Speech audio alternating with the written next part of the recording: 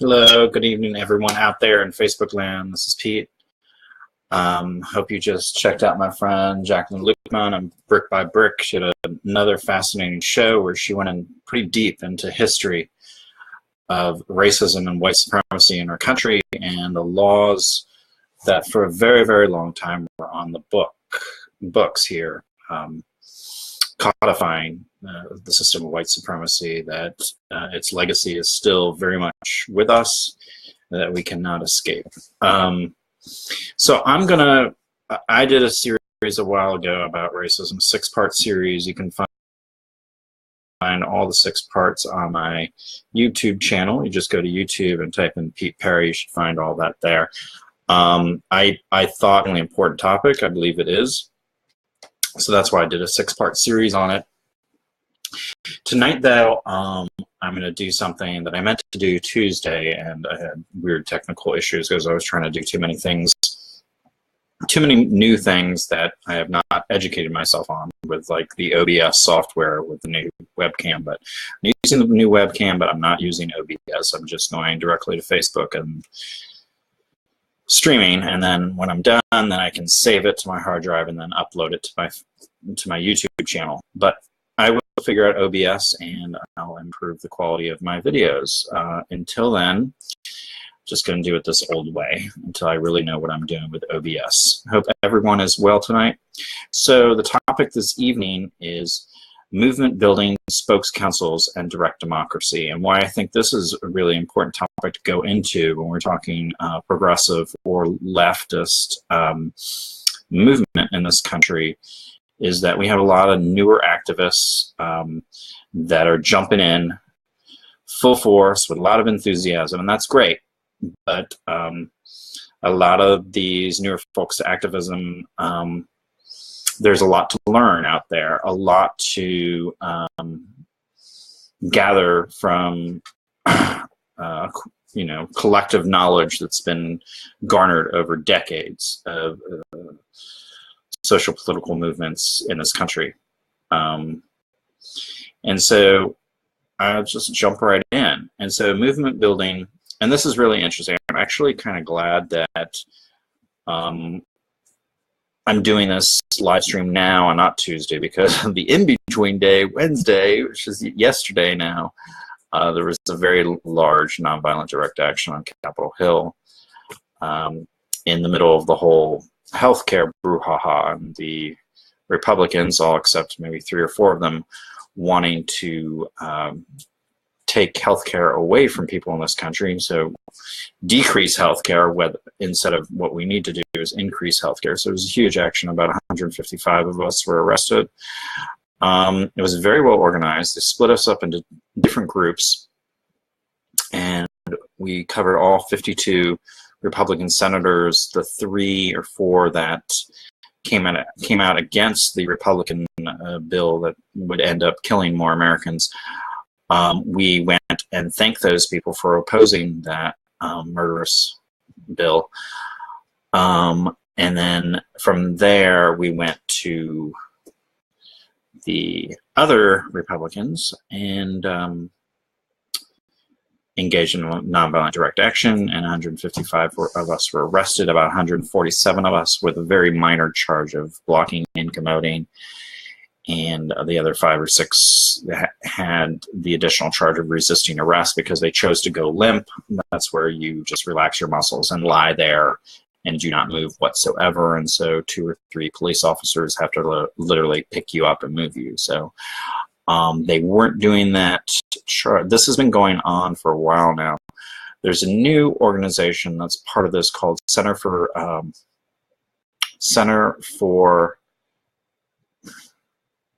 Progressive Democracy. Center for Progressive Democracy. It's a totally new organization, but somehow they have a lot of money, and that's a good thing.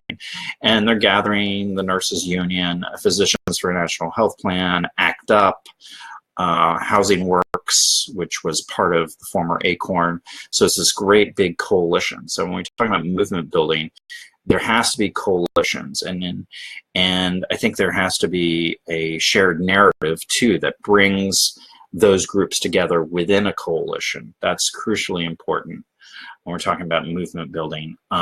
So it's good that I'm doing this live stream now after that NVDA yesterday. It was very powerful, I thought, and got some press coverage, lots of live streamers. There was some TV crews in there too covering it.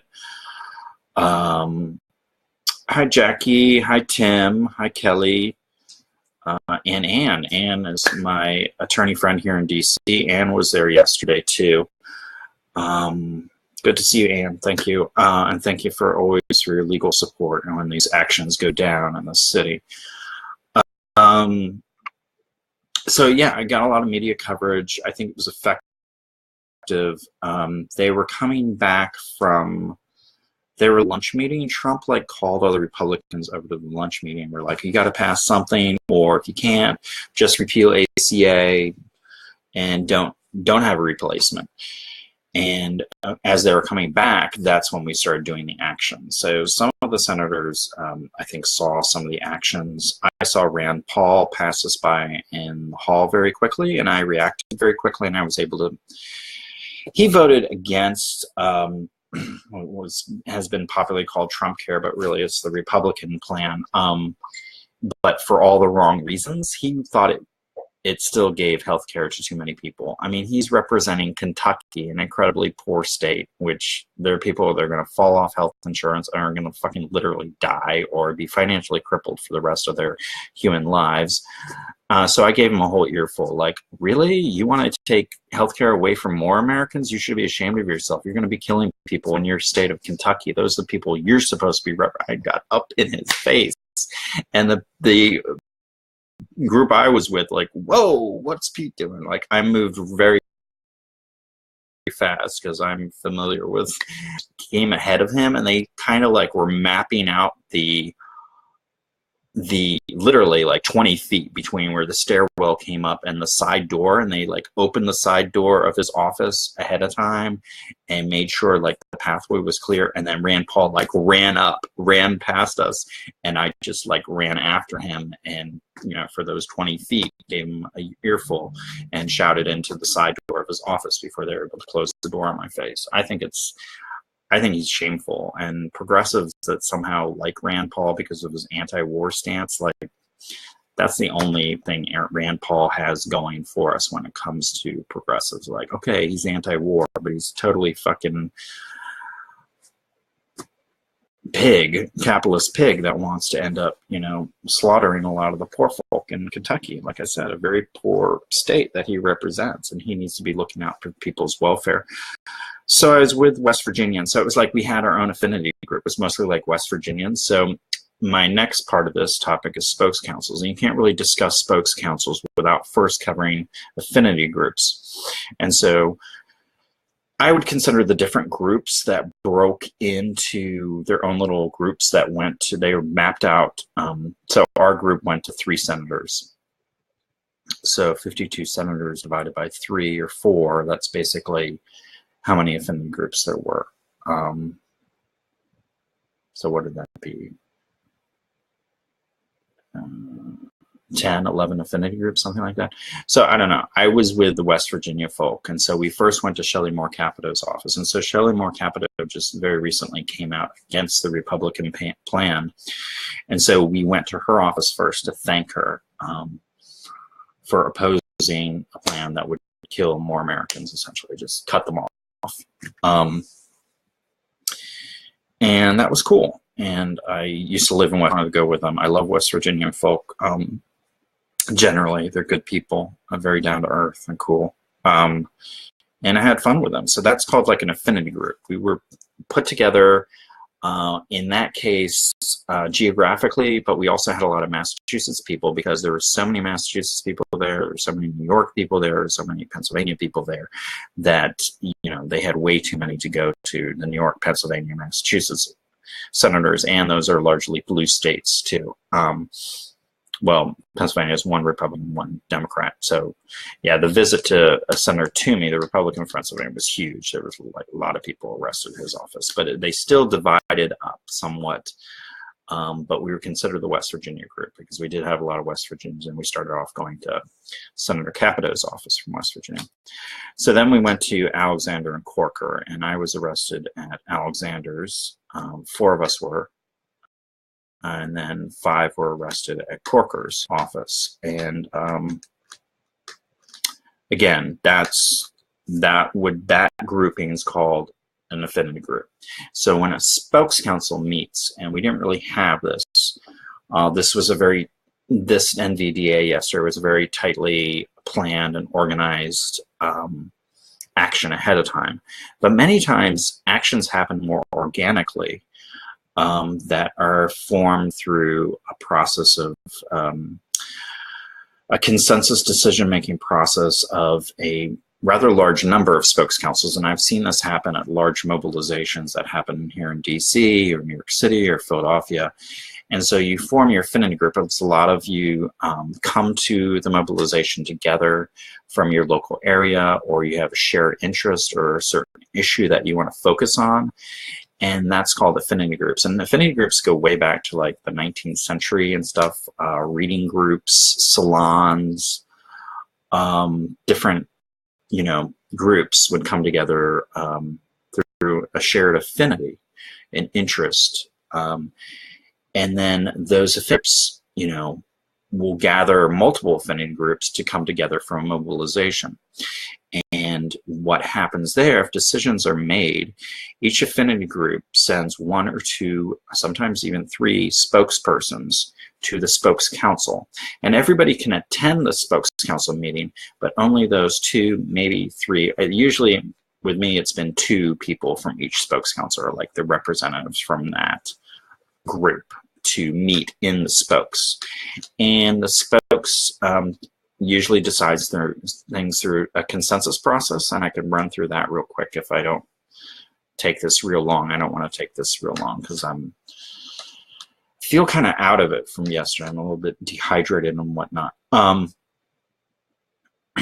And so that's the spokes councils. You have this affinity group over here coming together, and this affinity group over here coming together, and they meet, and boom, I can share different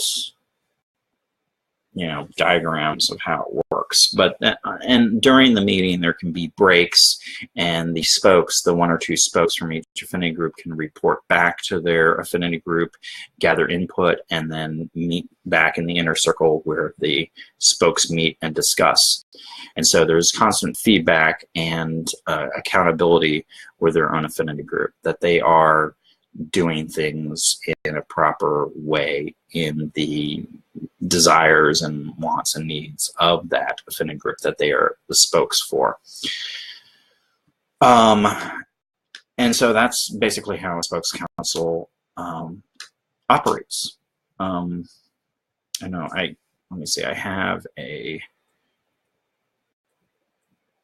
let me read you I'll read you an affinity group definition. Basically, an affinity group is a group formed around a shared interest or common goal to which individuals formally or informally belong. Affinity groups are generally precluded from being under the aegis of any government agency, and their purposes must be primarily non-commercial. Examples of affinity groups include private social clubs, fraternities, writing or reading circles, hobby clubs, and groups engaged in political activism. And so it's the last one I'm mostly talking about here in this context, are the political affinity groups. Affinity groups engaged in political activism date to the 19th century Spain. It was a favorite way of organizing by Spanish anarchists and had base in the tertulias or in the local groups. So a lot of that, and a lot of that was the Spanish anarchists was against the, it was during the Spanish Civil War, which was a fight against fascism. Spokes Council. Spokes Council is a collection of affinity groups and clusters are a collection of affinity groups, usually around a certain shared issue, who meet together for a common purpose, often civil disobedience, or what I usually say civil resistance, which is almost the same, but not quite, and that's another topic. Spokes is short for spokesperson, selected by each affinity group or cluster to represent them in the Spokes Council. The council usually makes decisions via a consensus decision-making process. Spokes Councils within the United States occurred most famously in Seattle during the WTO Ministerial Conference in 1999. That's where folks were actually able to shut down the WTO.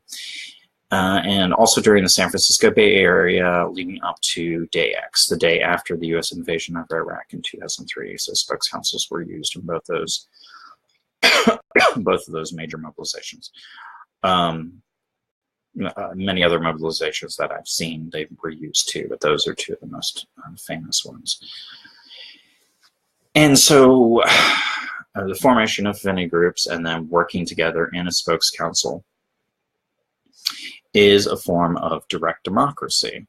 Now, direct democracy, and it was interesting that the definition of the affinity group there talked about being outside of the aegis of the government and not being a government agency or having a governmental functionality at all. And that's important because what we're talking about with these mobilizations are clearly working outside of the government, usually to influence or shape government policy. What we have in this country is a representative democracy, not direct democracy. So affinity groups functioning within a Spokes Council is a form of direct democracy. We don't have, in the US is traditionally considered a representative democracy, where we elect somebody every 2 years for House of Representatives, every 6 years for a senator, and those people, or every 4 years for a president. We have that person is supposed to represent us from what district we're from, what state we're from, or anywhere in the US that has a vote, can vote. And for a long time that was denied to women, denied to African American folk, but there were long struggles involved in that. So that's representative democracy, and as we see, that can be easily corrupted, and in fact, I believe currently broken and essentially turned into a plutocracy, where you have corporate lobbyists controlling the dialogue and the parameters of mainstream political discourse, and you have industries writing government policies that regulate their own industry. So if that's not a conflict of interest, I don't know what it is. This is the ultimate example of conflict of interest. So a lot of us have problems with ACA. One of the main issues is that it was essentially written by the insurance industry. So that having a representative democracy instead of a direct democracy is so much easier to be corrupted and in fact broken. So I'm a huge proponent of direct democracy, and Spokes Council is one of those structures of a direct democracy.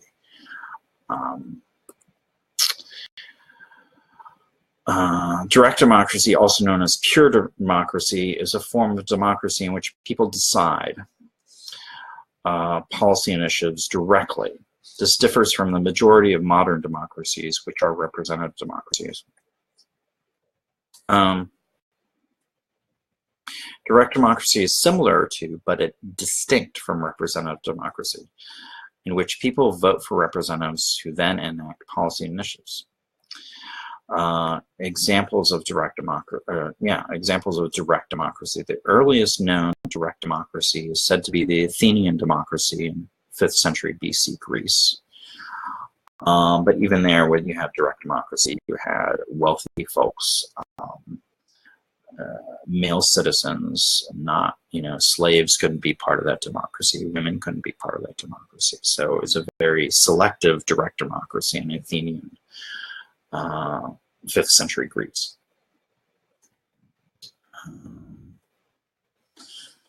Switzerland has a form of direct democracy. I think it's sort of a limited form of direct democracy. It exists in Swiss cantons of Appenzell and Glarus. The Swiss Confederation is a semi-direct democracy. Semi-direct democracy is how they word it. The nature of direct democracy in Switzerland is fundamentally complemented by its federal government structures in Germany. So often in Switzerland, they can vote directly on all sorts of pieces of legislation that come up as initiatives. And in many states in the US, they are ballot initiatives that come up, but not too often, and it's only in a very limited scope that a lot of those initiatives happen. But some people will argue where there's a ballot initiative, that is a direct democracy. I see that as like one small lever of democracy, direct democracy, but it is not in and of itself an actual direct democracy. Anyhow, so that's a little bit on that. I think I've covered that for this, in a brief form, movement building, spokescouncils, and direct democracy. I want to circle back to movement building real quick because I mentioned it earlier in the little short spontaneous live stream I did earlier today. And I talked briefly about why I had that status on my Facebook page. Like, are you left or are you progressive? And define the two. Discussion time, go. And some people just didn't want to get into it. They're offended by it. They're like, oh, don't tag me with a label. Labels are useful in that they're a starting point for a conversation. It's not the purpose just to have a label and period. That's you placed inside a box. It's to start a conversation. And so really, I think it's a conversation worth having. I think that progressives/liberals can become leftists, and leftists can, in turn, become progressives/liberals. There can be back and forth. It's not completely static. My own political experience, it obviously wasn't.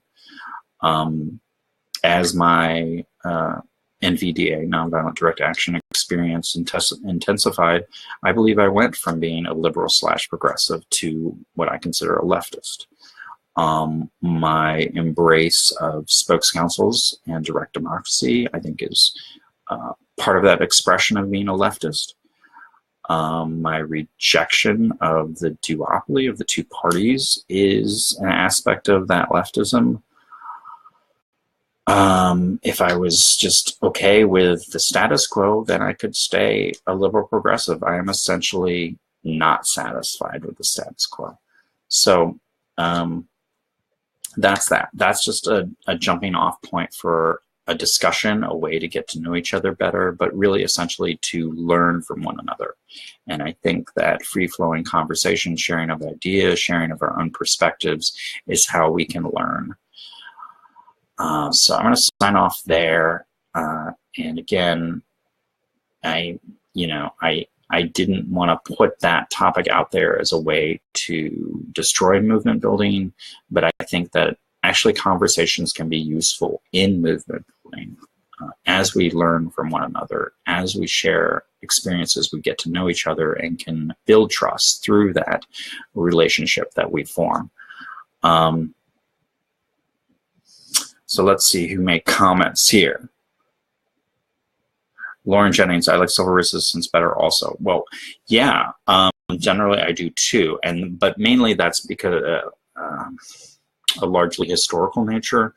When we do nonviolent direct action now, there's like Jim Crow laws. Jim Crow laws are not on the books. I mean, obviously there's a system of white supremacy that continues, there's racism that continues, but it's not codified through law anymore. So we're not specifically breaking an unjust law to abolish it or change it. We're actually resisting the illegal, immoral, and just plain out flat wrong policies of the government. We're resisting what the government's doing. We're not purposely breaking a law in order to change it. So that's civil disobedience, was to disobey an unjust, unlawful, illegal, evil, whatever law. Resistance is, I see it as we're resisting the immoral behavior, evil behavior, unlawful actions, and so forth of the government. So that's civil resistance and civil disobedience. I think often nowadays it's much closer to civil resistance that we're doing, not civil disobedience. But that's just, you know. So that's my take on that. Pete chasing Rand Paul. Yes, it happened, Kier. I wish I had gotten that on live stream, but I was busy reacting to the situation at that point. I couldn't like flip on my smartphone and start live streaming at that moment. If people want to scroll down my page, I do have the live stream of inside Shelley Moore Capito's office, part of that, and also part of inside of Lamar Alexander's office. But yeah, that really did happen. Kier also said, I believe I was left of center. I was in the UK, but recently realized that I am hard left and always have been, but accepted centrist candidates by default, but no more. Ooh, go Kier, right on. I think part of that maybe was because you came from Britain, which I do consider part of Europe, despite y'all doing fucking Brexit. And you came to the US, and the US is more to the right. So you were already, being a Brit, you are already / European, you're already a bit left of obviously mainstream US. So you're already got a head start to the left there, Kier. Did you catch him? No, I'm nonviolent. Because if I had caught him, no, I wouldn't have been happy with myself if I caught him. Wouldn't have been a pretty scene. I'll just say that. He looked ashamed to be there, embarrassed. He heard everything I was saying. I was like, you should be ashamed of yourself. You represent people of Kentucky. You want less health insurance. You're essentially killing the people of your own state. I was like, I gave him a total earful. He just ran by us, did not want to look at any of us in the eyes, and was thoroughly looked ashamed and uncomfortable, totally uncomfortable. That's our representatives. They don't even want to look us in the eye. They almost impossible to ever meet with them. That's our representative democracy, folks. There it is. So I'm going to sign off there. Socialism is a bad word there. Is it? In the UK? Is it really? I don't know. You go to some parts, socialism is fine, I'm sure, in some parts. Okay, peace out. Love y'all. I'm just going to sign off because I'm tired. Peace. It's been real. Later.